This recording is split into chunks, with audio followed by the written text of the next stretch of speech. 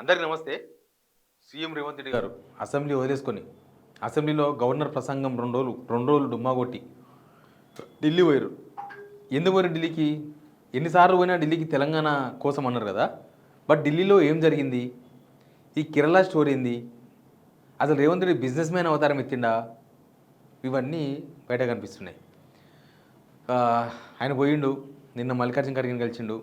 ఈరోజు పార్లమెంట్లో రాహుల్ గాంధీని కలిసిండు. ఒక 2 నిమిషాలు 3 నిమిషాలు రాహుల్ గాంధీని కలిసిండు, వచ్చేసిండు. మధ్యలో కేరళ స్టోరీ ఏంది అనేది ఇంట్రెస్టింగ్ పాయింట్. ఇక్కడ ఇంత అర్జెంట్గా ఇక్కడ ఇవన్నీ పండు వదిలేసుకొని వాళ్ళు కూడా బిజీగా ఉన్నారు. అక్కడ పార్లమెంట్ ఉంది, వాళ్ళు కూడా చాలా బిజీగా ఉన్నారు. పార్లమెంట్ చాలా హాట్గా నడుస్తుంది. ఇక్కడ అసెంబ్లీ చాలా హాట్గా నడుస్తుంది. నిన్న నుంచి మనం చూస్తున్నాం కదా. ఇవన్నీ వదిలేసుకొని ఢిల్లీకి పోయిండు. ఎంత ఇంపార్టెంట్ పని ఉంటే ఢిల్లీకి పోతారు, అర్థం చేసుకోవాలి. ఎంత ఇంపార్టెంట్ పని.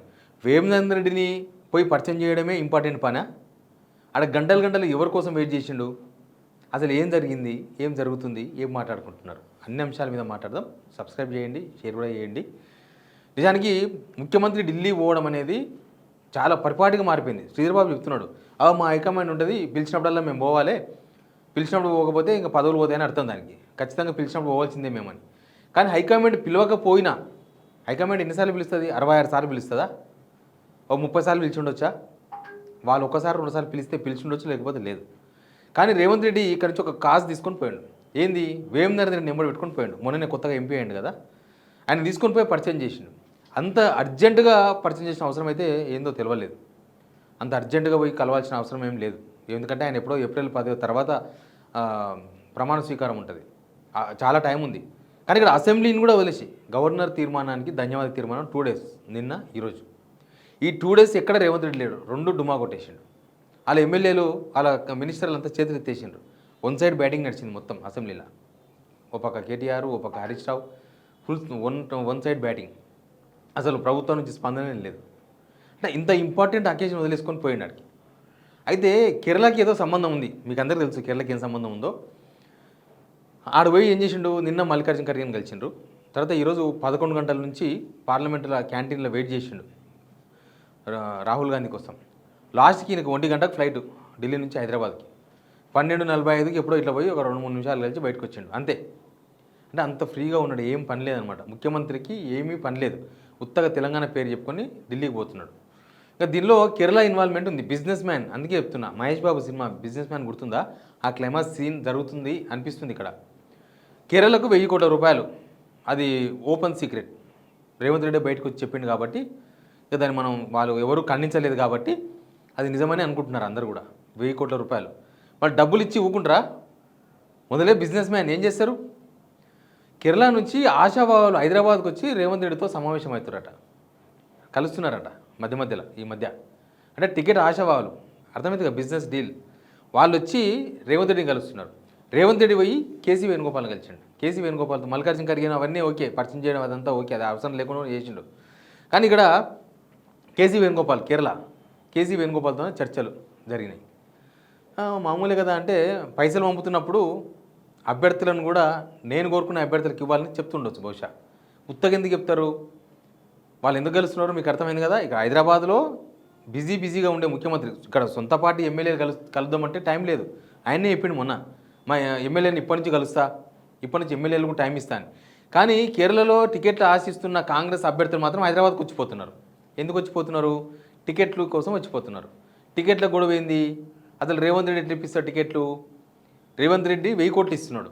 ఓకే, రేవంత్ రెడ్డి 1000 కోట్లు ఇస్తున్నాడు, అది ప్రూవ్ అయిపోయింది. ఇక డబ్బులు ఇచ్చినప్పుడు ఎవరికి టికెట్ ఇవ్వాలని చెప్పే పెత్తనం కూడా వస్తుంది. ప్లస్ మన తెలంగాణ ఎలక్షన్స్లో ఏం జరిగిందో మనం గుర్తు చేసుకోవాలి. ఇప్పుడు దాని గురించి అందరూ ఉదాహరణ చెప్తున్నారు. తెలంగాణ ఎలక్షన్స్లో ఎవరు తీసుకున్నారో డబ్బులు ఇచ్చిన వాళ్ళకి తెలుసు, తీసుకున్న వాళ్ళకి తెలుసు. చాలామంది అభ్యర్థులు డబ్బు ఉన్న వాళ్ళదన్నా ఓపెన్ ప్లాట్ ఉంటే ఓపెన్ ప్లాట్ రాయించుకోవడం. ఏదైనా బిల్డర్స్ మా మామనార్ జిల్లాకు సంబంధించిన ఒక ఎమ్మెల్యే, ఇప్పుడు ఎమ్మెల్యే కూడా అయింది ఆయన, వాళ్ళ జాగాను ఒక పెద్ద బిల్డర్కు డెవలప్మెంట్కి ఇస్తే ఆయన సగం కదా, ఓనర్కి సగం ప్లాట్స్ వస్తాయి, ఆ కట్టిన ఆయన సగం ప్లాట్ తీసుకుంటాడు. ఆ జాగా ఓనర్కి వచ్చిన సగం ప్లాట్లలో 2 ప్లాట్లు 3 ప్లాట్లు రాపించుకున్నారు. ఎవరు రాపించుకున్నారు? ఎవరైతే సర్వే చేంజ్ చేసి ఈయనకి ఇస్తే గెలుస్తారని రాపించుకున్నారో వాళ్ళు ఆ ప్లాట్ రాపించుకున్నారు. అది ఓపెన్గానే పేపర్లోనే వచ్చింది వార్త. అది ఇంకా చాలామంది దగ్గర డబ్బులు లేని వాళ్ళ దగ్గర కాదు, డబ్బులు ఉన్న వాళ్ళ దగ్గర టికెట్లు అమ్ముకున్నారు. సర్వేలు మొత్తం చేంజ్ చేసినని సొంత పార్టీ వాళ్ళే చెప్పినారు బయటికి. సొంత పార్టీ వాళ్ళే టికెట్ దక్కని వాళ్ళే చెప్పారు. డబ్బులకు అమ్ముడు పోయింది, మొత్తం డబ్బులు తీసుకొని టికెట్లు ఇచ్చారు. ఎవరు తీసుకున్నారు అంటే మరి ఆ టికెట్లు ఎవరు ఇచ్చిర్రు? వాళ్ళే ఇచ్చారు, వాళ్ళే తీసుకొని ఉంటారు బహుశా. ఇప్పుడు కేరళలో కూడా అదే రిపీట్ అవుతుంది అనేది చర్చ ఇక్కడ. కేరళ బిజినెస్ మ్యాన్, అందుకే అంటున్నాను నేను, కేరళ బిజినెస్ తెలంగాణలో జరుగుతుంది. వాళ్ళకి టికెట్లు ఇవ్వాలంటే ఎవరు ఇవ్వాలి? మళ్ళీ కేసీ వేణుగోపాలే ఇవ్వాలి. కేసీ వేణుగోపాల్తో డీల్ చేసుకుంటే సరిపోతుంది. ప్రస్తుతం ఆ బిజీలో ఉన్నారు అందరూ. ఆ బిజీలో ఉండి ఇదంతా యాక్చువల్గా చాలా వర్కౌట్ అవుతుంది. ఇప్పుడు 5 రాష్ట్రాల ఎలక్షన్ ఉంది, వెస్ట్ బెంగాల్ ఎలక్షన్ ఉంది, తమిళనాడు ఎలక్షన్ ఉంది, కాంగ్రెస్ పార్టీకి చాలా చాలా అవసరం ఉన్న తమిళనాడు లాంటి స్టేట్లో ఎలక్షన్ ఉంది. కానీ ఈడ ఏడ కాదని చెప్పి రేవంత్ రెడ్డి వాళ్ళ బ్రదర్ పార్ట్నర్గా ఉన్న ఒక ఛానల్ కేరళలో స్టార్ట్ చేసింది ఈ మధ్య. వాళ్ళ బ్రదర్ అంటే ఈయననే, పేరు ఆయనది ఉంటుంది, పార్ట్నర్ ఉండేది మాత్రం వీళ్ళే. డబ్బులు ఎవరిస్తారు? వాళ్ళ తమ్మునికి అన్ని పైసలు ఎక్కడి అంటే ఇక్కడి నుంచే డబ్బులు ఎక్కడి నుంచి పెడతారంటే అక్కడి నుంచే పెడతారు. కేరళలో ఒక ఛానల్ ఓపెన్ చేసినారు వాళ్ళు, ఒక న్యూ శాటిలైట్ ఛానల్ ప్రారంభించారు ఈ మధ్యనే, 1 మంత్ అయిందో లేదో. ఆ ఛానల్ దేనికోసం ప్రారంభించారు? కేరళ ఎలక్షన్ టార్గెట్గా ప్రారంభించారు. ఇది మొత్తం ఒకదాని చుట్టే తిరుగుతుంది. నేను Mahesh Babu cinema climax scene చెప్తాను మీకు. నేను బిజినెస్ మ్యాన్, మస్తు పైసలు ఉన్నాయి, మొత్తం ఎలక్షన్కి నేనే ఖర్చు పెట్టుకుంటా అని చెప్తాడు. మొత్తం ఎలక్షన్కి నేనే ఖర్చు పెట్టుకుంటా. ఢిల్లీకి ఒక ప్రతినిధి వస్తాడు, అని చెప్తాడు, నువ్వు ఒక 3 ఫ్లైట్లు అరేంజ్ చేయి, డబ్బులు నేనే ఇచ్చుకుంటా, ఎలక్షన్ ఖర్చు మొత్తం నేనే చెప్తా, కానీ నేను అడిగిన వాళ్ళకే, నేను చెప్పిన వాళ్ళకే టికెట్ ఇవ్వాలి. ప్రధానమంత్రి ఎవరో కూడా నేనే డిసైడ్ చేస్తా అంటాడు మహేష్ బాబు క్యారెక్టర్లో. ప్రధానమంత్రి ఎవరో నేనే డిసైడ్ చేస్తా, ఎంపీలు ఎవరెవరు టికెట్ ఇవ్వాలని కూడా నేనే డిసైడ్ చేస్తా, ఎందుకంటే పైసలు మొత్తం నేనే పెడుతున్నా, పైసలు మొత్తం నేను ఇస్తున్నా కాబట్టి మొత్తం నేనే ఖర్చు పెట్టుకుంటా. సేమ్ ఇక్కడ అదే జరుగుతుంది. అందుకే అంటున్నా, ఆ క్లైమాక్స్ సీన్ నాకు గుర్తుకొచ్చింది ఇక్కడ జరుగుతున్న వ్యవహారము, చర్చ ఇదంతా చూసిన తర్వాత. ఇక ఢిల్లీలో రాహుల్ గాంధీ కలిసి బయటకు వస్తా నేషనల్ మీడియా అడిగిందట, ఏంది మన డ్రగ్ కేసు గురించి అడిగిందట. డ్రగ్ కేసు ఏంటంటే, డ్రగ్ కేసు నాకేం సంబంధం లేదు, అది పోలీసులే సిట్ వేసుకున్నారు, వాళ్ళే తెలుస్తారు, సిట్ వేయడం హోంమంత్రికి తెలియకుండా జరుగుతుంది ఆయన చెప్పడం. అంతకుముందు ఇంకొక సిట్ వేసినారు, జర్నలిస్ట్ని అరెస్ట్ చేసిన సిట్టు, ఆ సిట్ కూడా నాకు సంబంధం లేదు, నాకు తెలియదని చెప్పుకున్నాడు ఆయన, హోంమంత్రి ఆయన, కానీ ఆయన నాకు సంబంధం లేదన్నాడు. ఆ ఎంపీకి ఎట్లా బెయిల్ ఇచ్చారని అడిగినట్టు వాళ్ళు నేషనల్ మీడియా వాళ్ళు. ఎందుకు రాజ్దీప్ సర్దేశాయ్ అని ఒక నేషనల్ జర్నలిస్ట్ ఉంటాడు, ఆయన ట్వీటే చేసినట్టు ఎంపీకి ఎట్లా ఇచ్చారు బెయిల్ అని. ఎంపీకి ఎట్లా బెయిల్ ఇచ్చారంటే నాకేం సంబంధం లేదు, నా ప్రమేయం లేదు, అది పోలీసు వాళ్ళు వాళ్ళ రూల్స్ ప్రకారం ఇచ్చినాడు, రూల్స్ అందరికి ఒకటే ఉండాలి కదా అంటే అవేమో నాకు తెలియదు, పోలీసు వాళ్ళు చూసుకుంటారని చెప్పినాడు. ఆడ మీడియాకి, నేషనల్ మీడియాకి చెప్పిండు రేవంత్ రెడ్డి ఈ మాటలు. అట్లా అంటే చట్టం అందరికి ఒకలాగా పనిచేస్తలేదని నేషనల్ మీడియాలు అడుగుతున్నారు. తెలంగాణలో చట్టం అందరికి ఒకలాగా పనిచేస్తలేదు, ఒక్కొక్కరి విషయంలో ఒకలాగా పనిచేస్తుంది, నాకు తెలియదు అనే విషయాన్ని ఆయన చెప్తున్నాడు. ఇక బాసరలనే 2 పిల్లలు ఈ మధ్యకాలంలో చనిపోయారు. 13 తారీఖు ఒకరు, 16 తారీఖు ఒక పిల్లగాడు, ఒక పిల్ల, 2 చనిపోయారు బాసర IIIT. మరి ఆయన ఎడ్యుకేషన్ మినిస్టర్, బహుశా ఆయనకు ఆ విషయం కూడా తెలుసో తెలియదు, కానీ ఢిల్లీలో చక్కలు కొడుతున్నారు. తెలంగాణకు వచ్చింది ఏం లేదు, 66 సార్లు ఢిల్లీకి పోతే తెలంగాణకు 66 రూపాయలు కూడా తీసుకురాలేదు. 66 కాదు, ఒక్క పని కూడా జరగలేదు. సెంట్రల్ నుంచి తెలంగాణకు కావాల్సిన ఏ పని జరగలేదు. అయినా సరే పేరు చెప్పుకొని పోతున్నాడు. ఆయన పనులు చేసుకుంటున్నాడు, వ్యాపారాలు చేసుకుంటున్నాడా, ఇంకేం చేసుకుంటున్నాడు. ఆయన హోమ్ మినిస్టర్గా ఆయనకు తెలియదు అంటున్నాడు, ఎడ్యుకేషన్ మినిస్టర్గా ఆయన తెలుసుకోలేకపోతున్నాడు. బట్ ఢిల్లీలో మాత్రం బిజినెస్ మ్యాన్ వ్యవహారాలు జరుగుతున్నాయి. ఇంకా దీన్ని ఏమని అర్థం చేసుకోవాలి అంటే, కాంగ్రెస్ అట్లున్నప్పుడు ఈయన దాన్ని క్యాష్ చేసుకోవాలని చూస్తారు.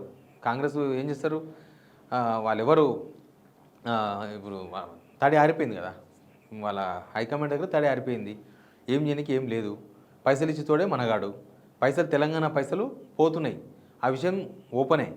కానీ అది ఇవ్వడం వల్ల నెక్స్ట్ ఏం జరుగుతుంది, ఒక బిజినెస్ జరుగుతుంది, ఆ బిజినెసే ఇది. తెలంగాణ అనే పేరుతోన అంటే తెలంగాణ ప్రజలకు కనిపిపోయిందంటే దీనిలో మీరు మనం కేసీఆర్ వద్దు అని కాంగ్రెస్ కొట్టేసినాం. కాంగ్రెస్ వాళ్ళు ఏం చేసిండ్రు, ఎవరినో ఒక ఆయన మన నెత్తిన రుద్దిండ్రు.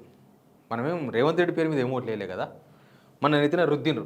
రుద్దితే ఈ 2 ఇయర్స్ 4 మంత్స్లో ఏం పాలన జరిగిందో చూసిండ్రు కదా. ప్రజల కోసం, ప్రజల చేత, ప్రజల కొరకు అనేది పోయింది. నా కోసం, నేను, నా వాళ్ళ కోసం అనేది నడుస్తుంది ప్రస్తుతం తెలంగాణలో. ఎనీవే ఢిల్లీలో జరిగిన వ్యవహారం, నాకు వచ్చిన సమాచారం అదంతా చెప్పిన. మీరేం మాట్లాడతారో మాట్లాడండి. Please subscribe.